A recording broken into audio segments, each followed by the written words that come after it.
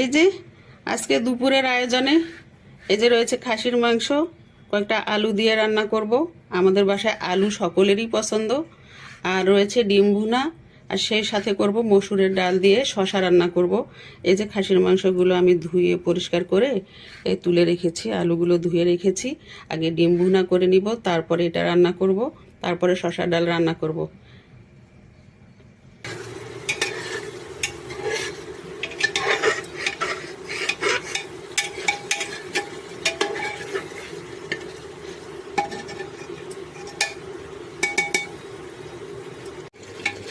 আলু দিয়ে দিয়েছি, এখন আলুগুলো সহ কষিয়ে নিব। রান্নাটা সম্পূর্ণ দেখাতে গেলে, সবগুলো আইটেম আপনাদের দেখাতে গেলে ভিডিওটা অনেক বড় হয়ে যাবে, সেজন্য আমি সবগুলো দেখাচ্ছি না, স্কিপ করে গেলাম।